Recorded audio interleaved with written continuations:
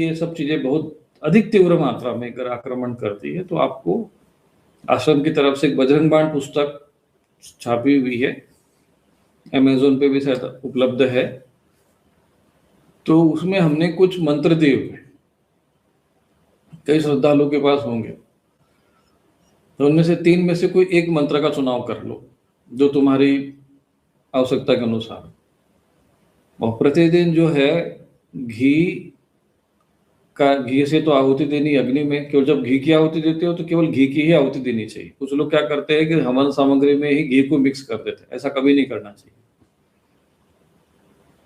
घी की आहुति देनी है तो मंत्र पढ़ो, घी की आहुति दो शुद्ध और भारतीय गाय का घी होना चाहिए। देसी गाय का घी, ये पढ़ लेना पहले अच्छे से। गाय का देसी घी लिखा हो तो समझ देना धोखा है, वहां पर गड़बड़ है, क्योंकि उसमें कौन सी गाय ये नहीं लिखा हुआ है। तो देसी गाय ये पहले पढ़ लेना, देसी गाय का घी होना चाहिए और उसी का ही आहुति हनुमान जी को देनी है घी से।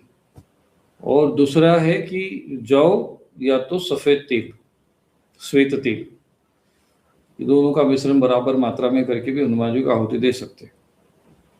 धान से भी हनुमान जी को, जो धान होता है, चावल का जो धान होता है, उसी में हनुमान जी को आहुति दे सकते हैं।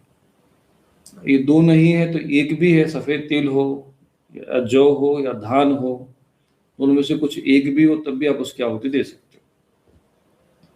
इसके बाद जो बाजार में हवन सामग्री मिलते हैं, जो कचरा पट्टी पता नहीं इसमें क्या मिला रहता है, वो सब आहुति में नहीं देना। श्वेत सफेद तिल हो या तो जौ हो, जौ में भी इंद्र जौ यदि मिल जाए तो और अधिक श्रेष्ठ। और इनको एक धान जो होता है, जैसे धान का भी आहुति, क्योंकि मंत्र शास्त्रों में मैंने देखा हनुमान जी के मंत्रों के द्वारा धान की आहुति देने का विधान है। तो तिल सर्वश्रेष्ठ है, पूरे सभी देवताओं के लिए तिल सर्वश्रेष्ठ होता है। सफेद तिल मिल जाता है, तिल से श्रेष्ठ कोई है ही नहीं आहुति के। और ये सब नहीं है तो अपना घी से आहुतियां करो केवल, परंतु घी को उसमें हवन सामग्री नहीं मिक्स करना चाहिए। शहद की भी अगर आहुति देनी हो तो अलग से, तो लोग शहद को हवन सामग्री में मिला देते हैं, तो उससे क्या है, फिर वो हाथ में चिपकता है और वो फिर विचित्र सा हो जाता है।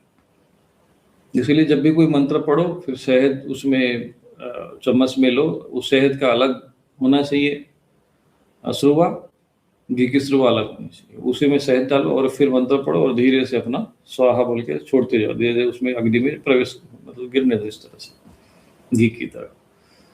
ये शुद्ध स्वरूप है, एकदम शुद्ध सात्विक भाव से, और उसमें किसी प्रकार का, क्योंकि एक प्रकार से अग्नि मुख है समझ लीजिए देवता, और वहां उनको हमें अन्न देना है, भोजन देना है, जिससे उनको पुष्ट हो। तो भगवान, जैसा कि भगवत गीता भी आपको सुना रहे तो उसमें लिखा ना कि आप देवताओं को पुष्ट करो और देवता फिर तुम्हारी मनोकामना पूर्ण करेंगे, तुमको पुष्ट करेंगे।